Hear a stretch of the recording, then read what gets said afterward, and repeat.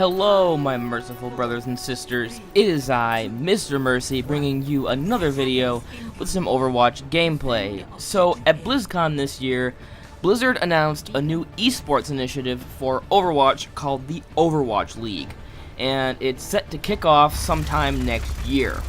Now, unlike other eSports leagues like ESL or MLG or stuff like that, the Overwatch League is going to be structured more like a traditional sports league, like, for example, like the NFL or NBA, than it would be like a traditional esports league. So let's look at how they want it to work. So each team in the Overwatch League will represent a major city, say for example like New York or Los Angeles. And over time, they will also include teams from major cities in Europe, China, Korea, and the Asia-Pacific region. I do hope they also consider doing like Russia and stuff, because I know that Russia is a pretty big player in the Overwatch scene. But regardless, they're only focusing at the moment on Europe, China, Korea, and Asia-Pacific. So each team will have an owner that is responsible for developing their players, their internal structures, and their team roles. Players will also have the opportunity to become some of the most decorated professional Overwatch players in the world. And once a team owner has successfully bid for their city to be represented in the league, they will always have their city will always have a guaranteed place in the league. So the league will also ensure individual player stability as well, because it will be classified as an authentic employer. That would actually, consider the Overwatch League as your employer. It's what you would actually put down on your tax returns as your employer. It would be like in the same vein as the NFL or NBA, because each player is going to have a contract that will include monthly payment as well as worker benefits. That probably would include stuff about like injuries and stuff, and like medical benefits and probably like vacation and stuff. So it'll be like it's an actual job. And recently, Activision Blizzard made a statement, it was today actually, saying that they want the Overwatch League to be treated as a serious career path in the eyes of society. So yeah, it's going to be like a legitimate career that you can actually do, just as legitimate as becoming a football star or a basketball star or something like that. So, before the season commences, some of the top-ranked players in Overwatch's competitive ladder will be asked to attend a combine, where they will compete for the attention of team owners. And they are doing this so that all teams in the league are aware of the best players and can decide for themselves who they want on their team. And after the combine, players will be signed and the season will begin, as, rosters are finalized and all that. And the season will commence with LAN play in front of live audiences, which will lead to a playoff series, and then, of course, the World Championship, which will likely take place at BlizzCon 2017, and, all future BlizzCons. Fans will also have more ways to interact with the league than simply watching it, as, has been previous with esports. Fans will be able to go to a big website for the Overwatch League that will detail all the players, give all the latest stats, all the latest highlight videos, and more. And there will eventually also be a fantasy league for fans that works kind of similarly to the NFL's fantasy football, where fans can draft their own fantasy team before a season and earn points based on those players' real-life performance. So to be invited into the Overwatch League, as I said, you must be highly ranked in competitive play, which I'm assuming means that you're in the top 500, or compete in third-party tournaments such as the ones put on by like ESL or something.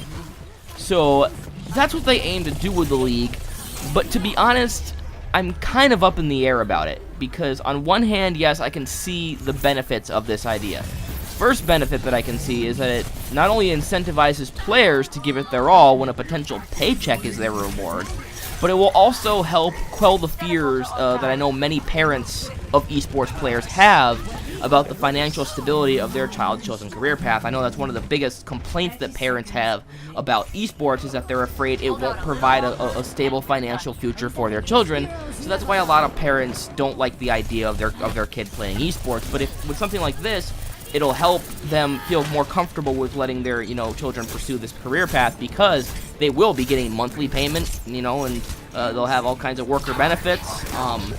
probably like workman's comp and stuff like that. So it is a legitimate career path, and I think the parents will recognize that and be more supportive of their children when they realize that they can make a career out of this.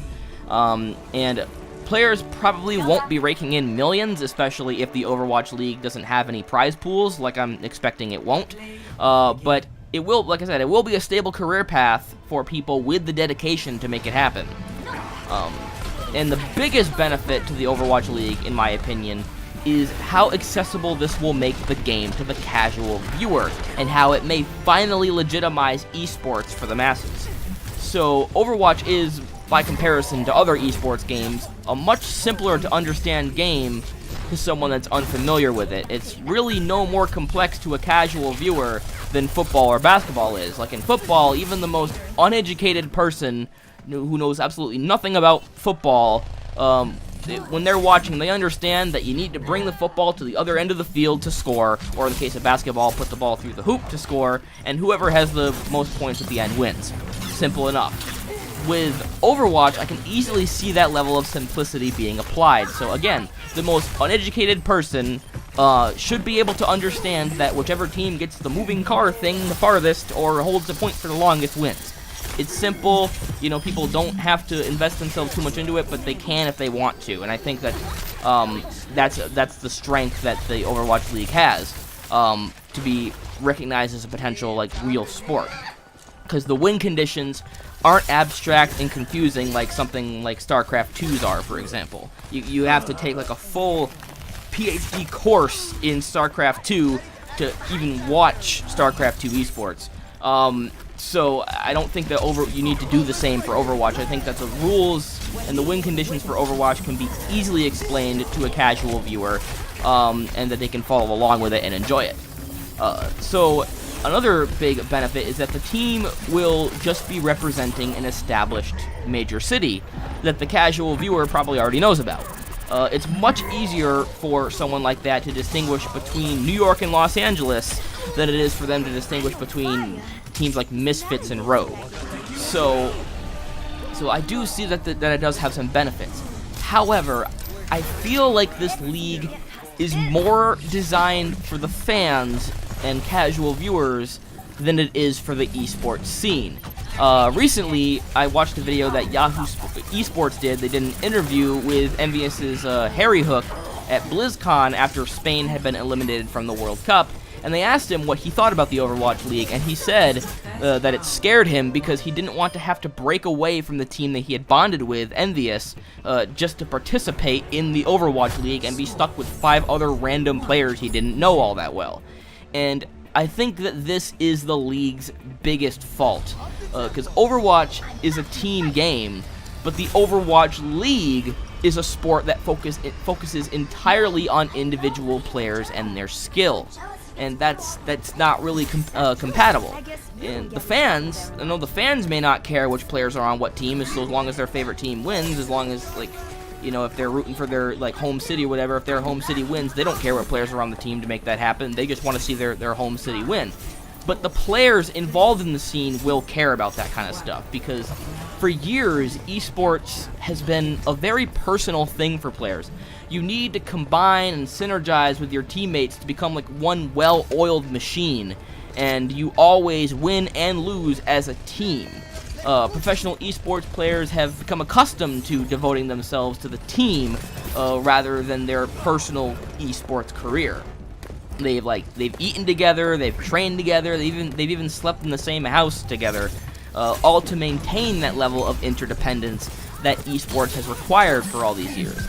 But now, all of a sudden, with the Overwatch League, it's all about me, and my performance in the league, and my stats, and this and that. So even though you're participating with a team, the focus is now entirely based on the individual. And sure, players in the league may bond with their teammates eventually, but the problem is that teammates will come and go more frequently than with a traditional, well-refined esports team. The Overwatch League has already stated that there will be free agents in the league who are free to hop between teams every few seasons, and once a teammate's contract is up, nothing is stopping another team from urging that player to come play for them, which would potentially strip that player away from your team. So that teammate that you spent all that time bonding with and trying to understand, well, it doesn't matter now because they're part of another team. And this league feels like it's going to treat players like they're expendable, like they're a dime a dozen, as opposed to traditional esports teams that take great care in making sure a player fits with the team.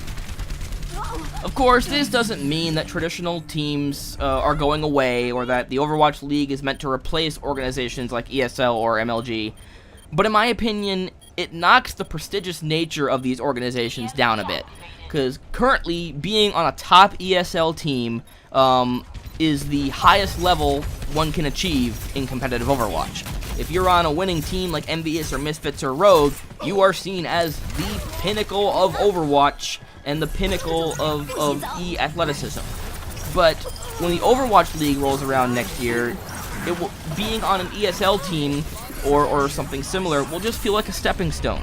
Players won't really be recognized as the best in the game until they're a member of the Overwatch League, and that kind of sucks.